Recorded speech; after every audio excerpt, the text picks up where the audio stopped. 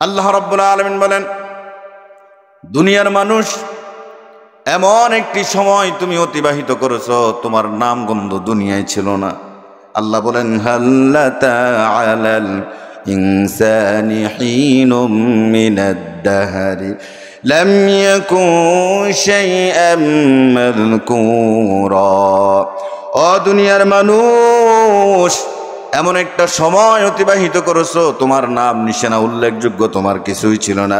ইন্না খলাকনাল ইনসান, মানুষ আমি আল্লাহ তোমাকে দুনিয়াতে সৃষ্টি করেছি, দুনিয়াতে পাঠাইছি তোমার পিতামাতার মিলিত শুক্রবিন্দু থেকে। আমরা বললাম, রব্বুল আলামিন, কেন আপনি আমাদেরকে দুনিয়ায় পাঠাইছেন? আল্লাহ বলেন, গোলাম ও বান্দা শুনে রে, দুনিয়াতে পাঠাইছি এই জন্য, দুনিয়াটাতে তোরা পরীক্ষা দেওয়ার জন্য। দুনিয়াটা কি? পরীক্ষা দেওয়ার জন্য। আল্লাহ বলেন, দুনিয়াতে আমি পাঠালাম আল্লাযী খালাকাল মাউতাল হায়াত লিয়াবলুয়াকুম আইয়ুকুম আহসানু আমালা। ও মানুষ, আমি আল্লাহ তোমাকে হায়াত এবং মরণ দিয়েছি পরীক্ষা করার জন্য। দুনিয়াটা পরীক্ষার কেন্দ্র করে আল্লাহ তাআলা আমাদেরকে পাঠিয়ে দিয়েছে। 60 বছর বাঁচেন, 80 বছর বাঁচেন, যা বাঁচেন, দুনিয়াতে কি করেছেন না করেছেন, আল্লাহ রব্বুল আলামিনের কাছে গিয়ে সেটা হিসাব দিতে হবে। হবে না? বলেন হবে না? এই যে আজকে মাহফিলে আসলাম না, এই পাড়া মহল্লার মানুষ যারা এখন অবসর, কিয়ামতের ময়দানে আল্লাহ ডেকে বলবেন, ও আব্দুর রহমান, তোমার পাড়া তোমার মহল্লায় একটা মাহফিল সাজিয়েছেন তাহফিজুল কোরআন ও সুন্নাহ মাদ্রাসার কমিটি বিন্দু, তুমি তোমার পাড়ায় মহল্লায় মাহফিল হয়েছে, তুমি যাও নাই, সেখানে বসে থাকলে সওয়াব আছে না নাই? বলেন আছে না নাই? আমার আগে আমার হুজুর কথা বলেছেন কোরআন থেকে। কোরআন এমন একটি কিতাব, আল্লাহর হাবিব সাল্লাল্লাহু আলাইহি সাল্লাম বলেন, কেউ যদি এই কোরআনটা খুলে একটা অক্ষর তেলাওয়াত করে কয় নেকি? বলেন কয় নেকি? 10 নেকি। কেউ যদি পড়ে নেয় আলিফ লাম মিম, আল্লাহর হাবিব বলেন, গোলাম আল্লাহর বান্দা শুনে না, এই যে তুমি আলিফ লাম মিম পড়লা, আলিফ লাম মিম 3টি অক্ষর মিলে আল্লাহ 10 নেকি দিবে না, বরঞ্চ আলিফ লাম মিম, আলিফের বিনিময়ে 10 নেকি, লামের বিনিময়ে 20 নেকি, মিমের বিনিময়ে 10 নেকি, মোট কত নেকি হলো? 30 নেকি আল্লাহ রাব্বুল আলামিন দিবেন।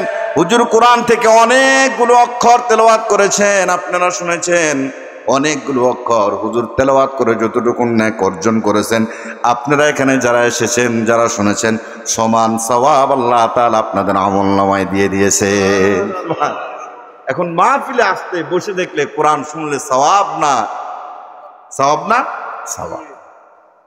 এই জন্য আল্লাহ বলেন, বান্দারে আমি আল্লাহ তোমার শ্রাবণ শক্তি, দৃষ্টি শক্তি দিয়েছি, তোমাকে দুনিয়াতে পরীক্ষার জন্য পাঠাইছি, আমি আল্লাহ পথ দেখায় দিয়েছি।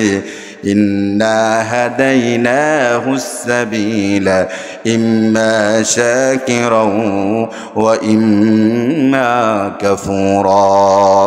আল্লাহ রাব্বুল আলামিন বলেন, বান্দারা আমি তোমাকে পথের নির্দেশ দিয়েছি, হয় অনুগত হও না হয় অনুগত হয় না, অনুগত হও না হয় অনুগত হয় না বলেছেন আল্লাহ। পথ আমি দেখায় দিয়েছি, পথ আমি দেখায় দিয়েছি।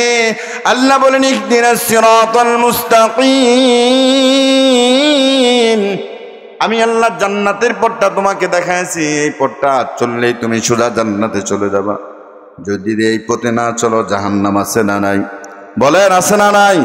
আল্লাহ মানুষের জন্য জান্নাত বানাইছে, জাহান্নাম বানাইছে। আল্লাহ বলেন, ইন্নাল্লাযীনা আমানু ওয়া আমিলুস সালিহাত কানাত লাহুম জান্নাতুল ফিরদাউসি নুজুলা। ইন্নাল্লাযীনা আমানু, নিশ্চয় যারা ঈমান আনবে, ওয়া আমিলুস সালিহাত, সৎ আমল করবে, কানাত লাহুম জান্নাতুল ফিরদাউসি নুজুলা। আল্লাহ বলেন, গোলাম রে, আমার বান্দা শুনে নেয়, আমি আল্লাহ শুধু তোর জান্নাত নয় রে গোলাম, জান্নাত নয়, ঈমান আনার পরে সৎ আমল যখনই করবা, তখনই আমি আল্লাহ রাব্বুল আলামিন তোমাকে জান্নাতুল ফেরদাউস দান করব। সুবহান।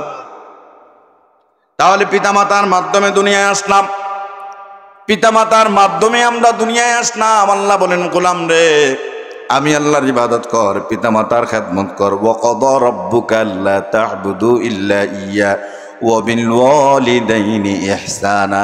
আল্লাহ তাআলা আমাদেরকে আদেশ দিয়েছেন, এই আদেশ হচ্ছে চূড়ান্ত ফয়সালা। নামাজের ক্ষেত্রে যেমন আল্লাহর চূড়ান্ত ফয়সালা হয়ে গেছে, পিতামাতার খেদমতের বেলায় আল্লাহ তাআলা চূড়ান্ত ফয়সালা করে দিয়েছেন। চূড়ান্ত ফয়সালা হয়ে গেছে, এটা আর রদবদল হবে না, পরিবর্তন হবে না। উদিয়াল আমরুল্লাযী ফীহি তাস্তাফতিয়ান। আল্লাহ বলেন, বান্দারে যে বিষয় তোমরা জানতে আগ্রহী সেটা চূড়ান্ত ফয়সালা হয়ে গেছে, চূড়ান্ত ফয়সালা হয়ে গেছে। আমার ইবাদত করবে, আমার সাথে শিরিক করা যাবে না। খেদমত করবি পিতামাতার, কারণ পিতামাতার মাধ্যমে দুনিয়ায় এসেছো। তোমার মা তোমাকে 10 মাস 10 দিন গর্ভে ধারণ করেছে।